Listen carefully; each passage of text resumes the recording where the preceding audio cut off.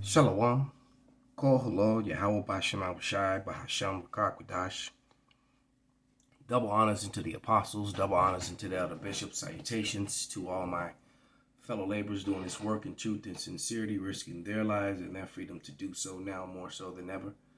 To the scattered elect that are scattered around the four corners of the earth, that be like unto the speckled bird, the Israelite foreigners, among the heathen that look like the heathen. And to the Akwath that are listening and learning, to you I say Shalom. This is your brother Malcolm from the branch of the Great Millstone here in Chicago, coming at you another lesson in truth. And got a couple things lined up, some evidences and some artifacts. But this video, this topic is becoming a hot topic, and it's simply because the truth, we're living in a time where, Esau is being exposed. The truth is coming out, and there's really nothing that anyone can do about it. What they will do eventually is shut down the internet.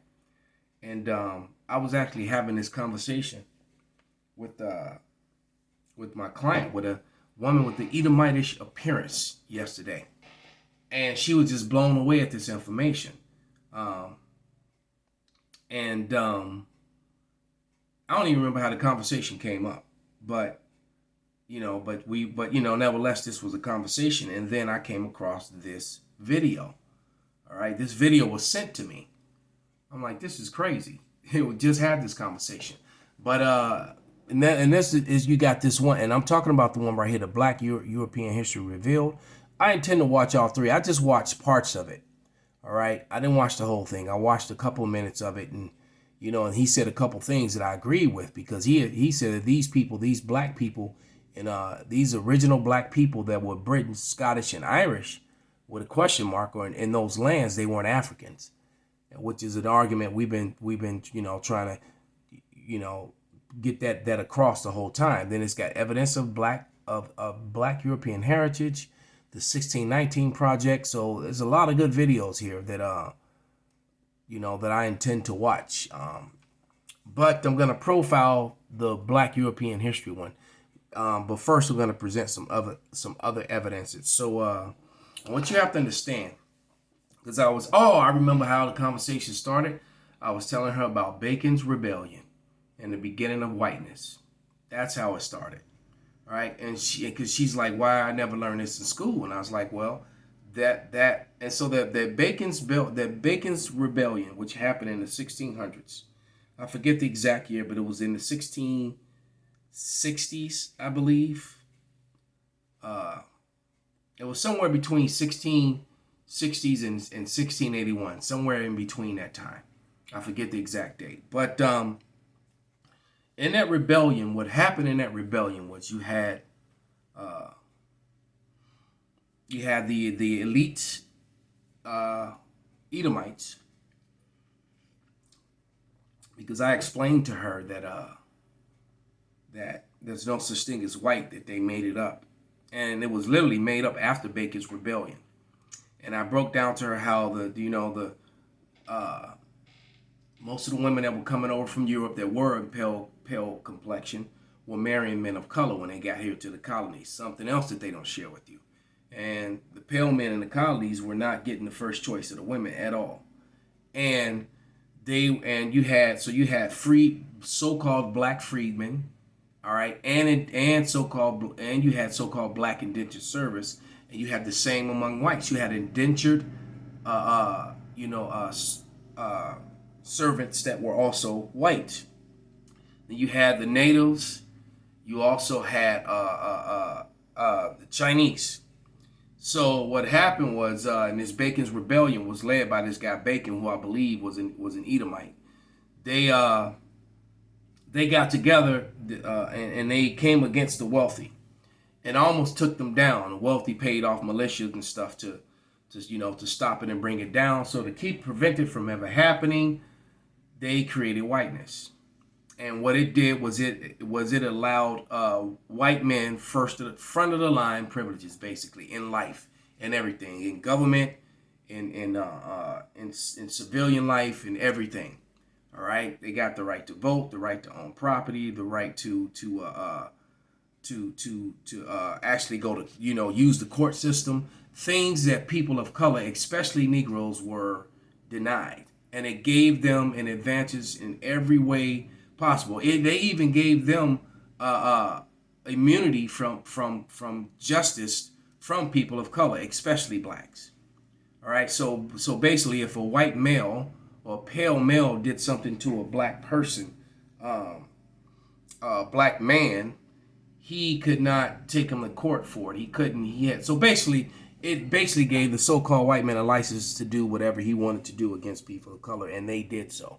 Because they may have been a little bit hesitant at first because they were friends with some and worked side by side with them for so long, but after year, generation after generation of always going to the front of the line, you got to get out of my way on the sidewalk.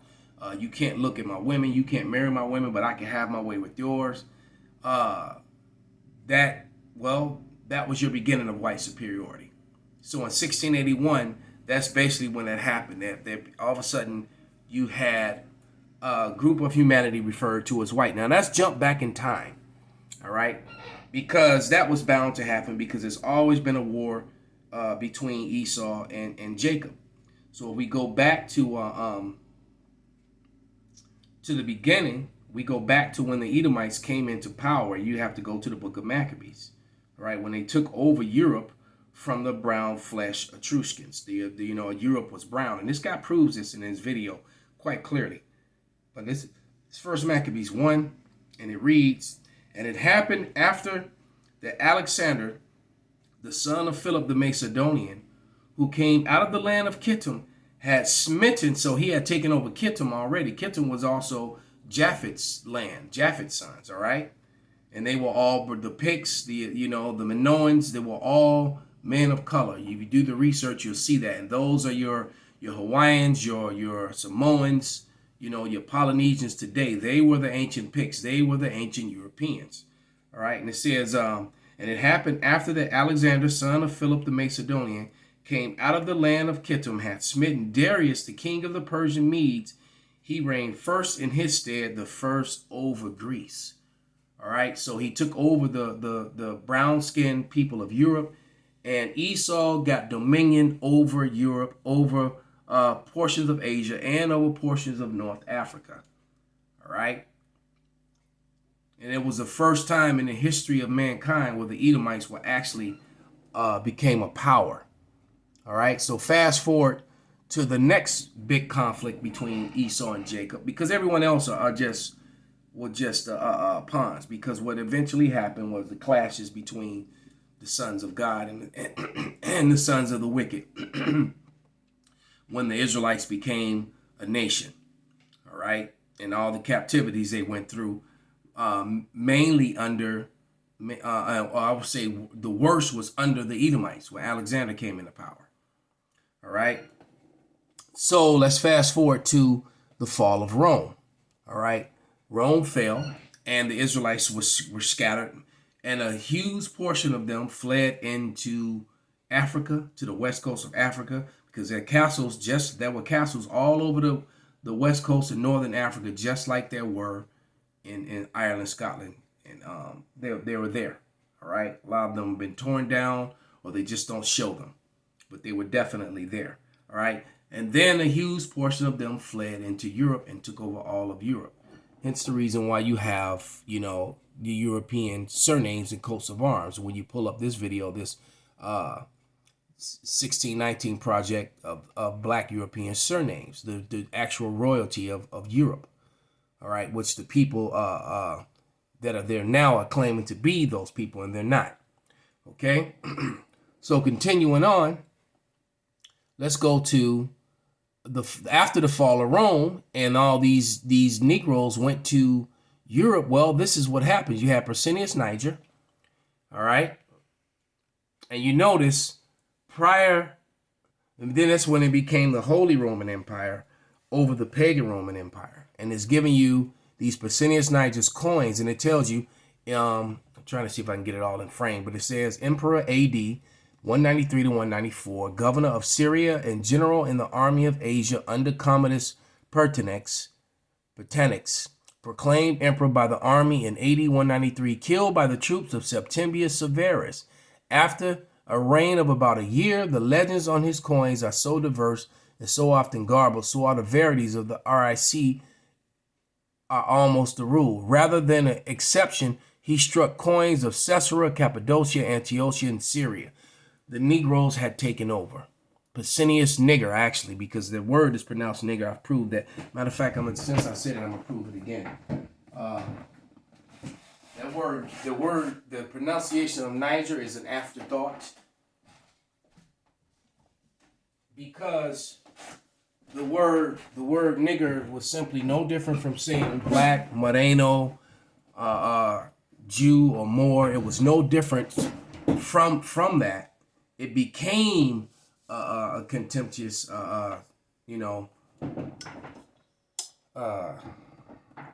word. But it wasn't always so. It was just a description. And so, and it became that negative right around the time whiteness was created. And this is from the Winston Simplified Dictionary, 1925. I'm just gonna put it up to the screen since I hadn't really prepared to have it on the screen. But here you go. You got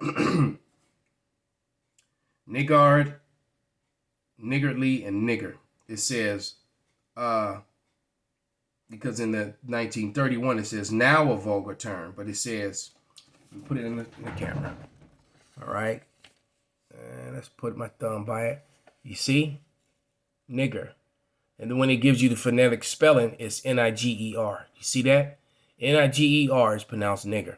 A vulgar and or contemptuous term. All right? And it says for a Negro. All right? A vulgar and contemptuous term for a Negro. But it wasn't always so. All right? So it became that. And that's from the Winston Simplified Dictionary, Intermediate Edition, 1925. In the 1931, it says now a contemptuous term, because it was just a description. All right, it's no different from saying, oh, a black guy. All right, or or a Negro. There was no. So if you just said a nigger, it just meant someone who was. It didn't have the negative connotation that it now has. All right. So Pesinius nigger was killed by Septimius Severus troops, who then became the new emperor of Rome. You notice too that when these men took over, that they were wearing beards. Well, let's click on an Edomite. When the Edomite emperors were in rulership, why didn't the picture not want to pop up? They were right there. They were bald face. All right, they were always bald face. The Edomites, always go against the Lord, because the law said that a man is supposed to have the beard. But every time you had an Edomite ruler, they all were bald face. Okay. So let's go back.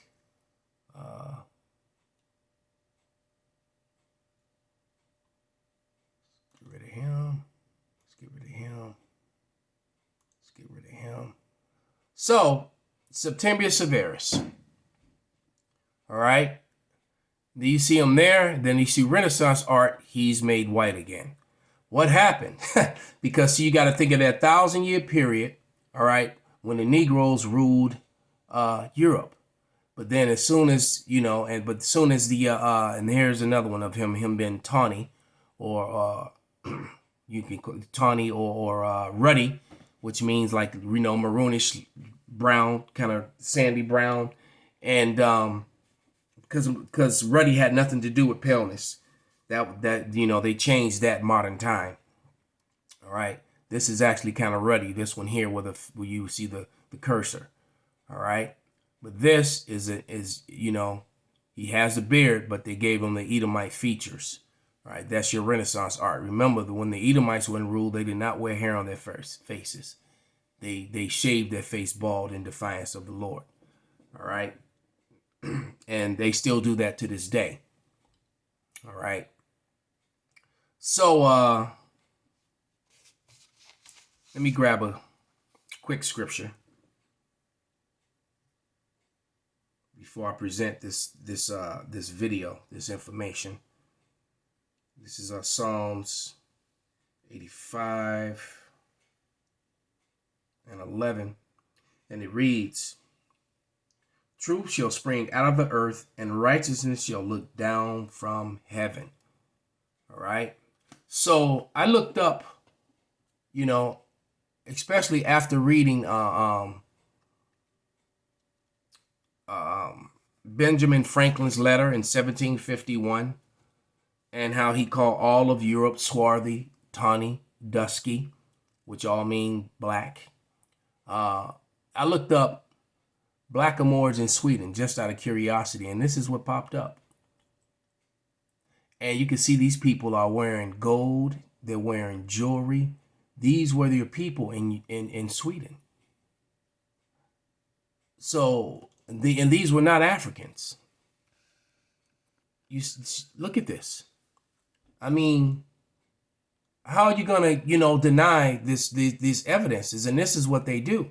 And see, now we're living in the information age. See, they think that the internet was created for because these surely are people of royalty, of power. All right? But now, look who's taking it over. She has. Now you got these tall, pale Swedes. But these were your ruling class people in Sweden. These are the people that built the castles and the different things that are in Sweden. Not so-called white people. All right? Okay, he's a king. He's got crowns full of jewelry and jewels. What slaves walked around like this? And there's no history of slavery in Sweden. Why? Because these were the ruling class people. All right? As simple as that. Okay, so let's play some of this video, Black Europeans Revealed. So here's the video, and let's click on it and let it play. Of course, freaking commercial, son of a bitch. Shut the. Miss this information, please check my research for yourself. Hey there, and for clicking on my video. Today I'm going to tell you about some forgotten facts regarding who the British... It's not forgotten facts. It's omitted. And it's omitted on purpose. This is omitted history. And you see the way these castles are built? Negroes built that because they didn't build with hewn stones. And the reason with all this information that I'm giving you, the back and forth rulership of the Edomites, rulership of Jacob, because when Esau got back into power, these sort of buildings weren't built anymore. They don't build like this anymore because they never built them. All right. And these are the same structures you will found all throughout North Africa and some parts of West Africa, as far as Mali as far as Mali. All right. These castles in Senegal. All right. But let's Scottish and Irish people were. So hold on to your horses while we dive in. All right, everybody, let's get into this now. Just want to let you know that my theory is not new. It has been studied and discussed by numerous researchers. However, it is controversial because this information has not been taught in our mainstream educational systems in recent times. It was omitted. It was never taught. Before you dismiss this information... Wait, it was never taught. It was never taught. As soon as Esau Edom took over, he whitewashed with so he's telling you the truth, but then he's also softening it a little bit. All right? Because Esau completely whitewashed history via the Renaissance. So this was never taught. And now that it's being taught, they get angry and they get mad. And look, like I told you, man, you were not the last kingdom. You were not Uhtred of Bebbanburg. You were not the Vikings. All right? You were not the Danes. You were not the English. You were not the Scots. You were not the Irish. All right? You're the people that live there now that are claiming that history, and it is not yours. Let the evidence be brought forth. Please check my research for yourself. This information may come as a shock to many of you, but that does not mean it is not true. Now, I'd like everybody to know that my theory, and I reiterate, it is not my theory alone, because I am only one of many who have come to realize through research that the original Europeans had black, very dark brown, very swarthy, brown, light brown, sanguine, tawny, olive, swarthy complexions. Hey, Benjamin Franklin said the same thing in his letter in 1751, which I believe that letter is going to disappear off the internet. I'm going to try to go ahead and print it or download it before it does, because that's some pretty condemning evidence. Videos like this will eventually be scrubbed from the internet as well. Not only were the original Europeans swarthy, a vast number of European nobility were So you got to also think too that black replaced the word swarthy, just as white replaced red and fair. All right, because if you were pale or fair or red, that was referring to a person that's called white today, and he's going to give you a color chart to prove that. Although I used a color chart to do that, about 13, 14 years ago. I found one and was using it. All right, but here we go. Swarthy. And many of them continue to have swarthy complexions until the early 1800s. Okay, so right now we're going to discuss two terms. Okay, the first one is swarthy, and the second one is complexion. Okay, many of you probably think you know what these terms mean, but let's go over them anyway, just to make sure we're clear, because they're very important to the research. Okay, so the first term is swarthy, which means of a dark color, complexion, or cast. Okay, that explanation is straight out of the Merriam-Webster Dictionary, 1828. Okay, so another explanation of this word swarthy is of skin color, complexion, etc., dark, and that is out of the dictionary.com. Then last we have of King James and the Scots were referred to as the swarthy hordes of Scotland. a person or their skin dark, a swarthy face, complexion, and that comes from the CambridgeDictionary.com. So if you go ahead and look up the term swarthy or the definition for swarthy in most dictionaries, either present or past, you will find basically the same explanations. Let's move on to the second definition, complexion. Complexion means the hue or appearance of the skin, and especially the face, a dark complexion, and that comes from the Merriam-Webster Dictionary 1828 as well. There are several other definitions of complexion, one of them being the general aspect or character of something, and that definition comes from the lexico.com, powered by Oxford. Nevertheless, just And the word appearance can also go their visage. All right, I got a scripture for you. When it says the hue or appearance, their visage, meaning when you look upon them, what they look like. One of my favorite scriptures that I use to prove about the tribe of Judah. All right, the southern kingdom. This is the book of Lamentation 4:8, and it reads, "Their visage is blacker than a coal. They are not known in the streets. All right, their skin cleaveth to their bones. It is withered. It has become like a stick." So these Israelites, when you're starving, you get even darker. All right, and not only that, the Israelites are not known in the streets because they're not known as Israelites. They're known as blacks. They're known as, Hispanics. They're known as they're known by all these bywords and not who they really are. to be clear, when I speak of complexion in my research, I am specifically speaking about the appearance of someone's skin, especially their face. Okay, now that I've talked to you about the term swarthy and complexion, I'd like to go to this next area and talk about melanin. Okay, and as you can see on this picture here, these are many of the various human skin tones or hues of melanin, excluding the extremes on both ends. My intention is not to exclude the extremes on both ends of this spectrum, but they are extremes nonetheless.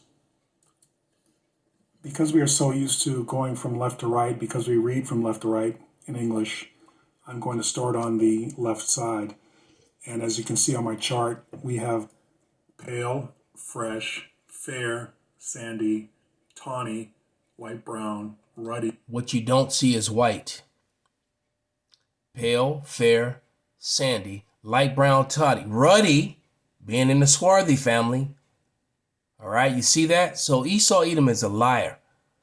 He was ruddy. Then that means he was a light skinned, a fair skinned, reddish brown Negro. Had nothing to do with fair or pale. All right, that was red. And Benjamin Franklin makes that clear because he made a difference, and he called the natives tawny, and he referred to himself and the people that looked like him as red. You Edomites are finished. All right, you are exposed, and that's just how we know that we're in the end of days. That we're there. All right, because it said either the wicked would be revealed in 2 Thessalonians. All right, and you being revealed, you're being made bare. That's Jeremiah 49:10, and you cannot hide yourself. Esau can't hide anymore. All right, let's let him finish. Seguin, brown, and dark or dark brown. And then you can also see swarthy there at the top, and you can see what's in between swarthy and what most readers that I believe, or in my interpretation, regard as swarthy. Okay, as we go on in this research. Well, when you read the words and the definitions, that's where it falls in. So with that, I'm going to give all praises, all honor and glory unto Yahweh, Bahasham, Yahweh Shai, Bahasham, Rakak, Badash, Wa Abba, Babal, Kwam, Yasarala, Shalom.